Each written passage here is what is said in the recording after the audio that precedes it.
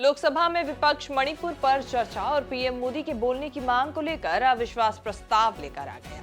राज्यसभा में अविश्वास प्रस्ताव तो नहीं आया, लेकिन इंडिया गठबंधन अड़ा हुआ था कि नियम 267 में चर्चा हो, मतलब चर्चा के बाद बहुमत का टेस्ट हो। लेकिन सरकार इससे बच रही थी। ममता बनर्जी की पार्टी तृणमूल कांग्रेस से राज्यसभा सांसद डेरेक ओब्रायन ने इंडिया गठबंधन को धोखा दे दिया। इंडिया गठबंधन की पूरी स्ट्रैटेजी फेल हो गई। डेरेक ने अपने मन से सरकार की मर्जी के मुताबिक चर्चा के लिए हाँ कर दी। Sir, without getting into the procedural and into the nitty-gritty, even though we do believe, sir, 267 supersedes all other rules. That's the in day. So all the 267 notices you've received today supersedes any other 176 notice. But that's not the issue, sir. The issue is the people of this country want to hear us on Manipur. We as an opposition, all of us, including our respected leader, sir, we want this discussion on Manipur. We are not here to show ego or arrogance. Sir, 1 minute. सरकार की मौज हो गई। Derek का अकेला लिया गया stand India गठबंधन को सख्ते में डालने वाला था, क्योंकि आपस में ऐसी कोई बात नहीं हुई थी। अगर यही करना था तो इतने दिन की लड़ाई का क्या मतलब था।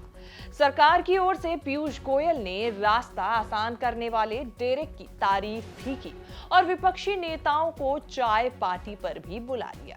I think if we are all agreeable that there should be a discussion on Manipur, the government will be very happy. I will take the convenience of the Honorable Home Minister when he'll be able to present to discuss in the House.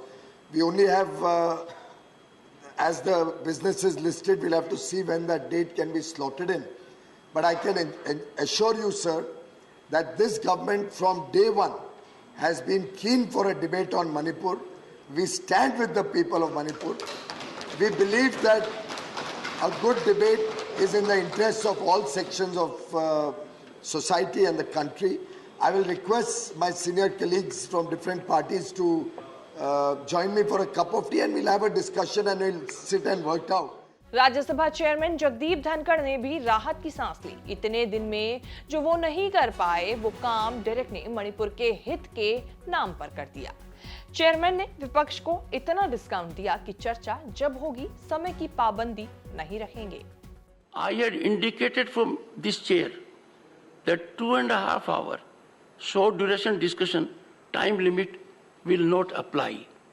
I had indicated to everyone that I will allocate as much time as all segments of the House need to avail for making an input. That opportunity did not fructify. I do not wish to engage into blame game.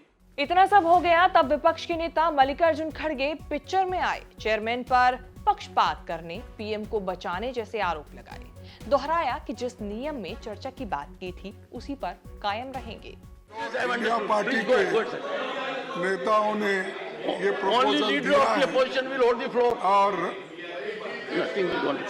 Sir Nothing other than LOP will go record. Go ahead, sir. मेरा एक ही निवेदन है कि 176 notice भी उसी दिन दिए और 267 भी उसी दिन दिए।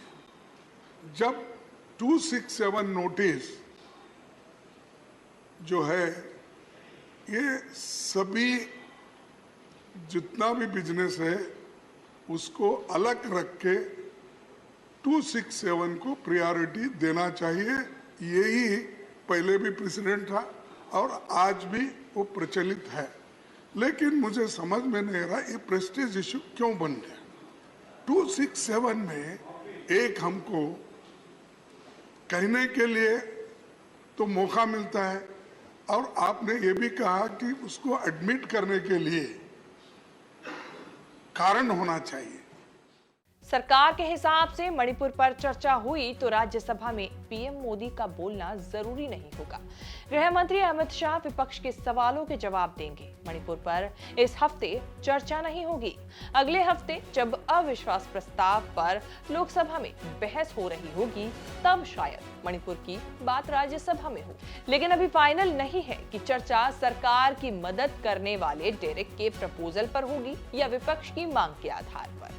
खैर, अब इसमें क्या कुछ है वो अगले हफ्ते तक साफ हो पाएगा, जब पता चलेगा कि ये मणिपुर पर जो चर्चा है वो किसके मांग पर होने जा रही है। वैसे आपको हमारी ये रिपोर्ट कैसी लगी? फीडबैक जरूर दें। देश विदेश से जुड़ी बाकी तमाम बड़ी खबरों के साथ अपडेट रहने के लिए देखते रहिए न्यूज़ तक।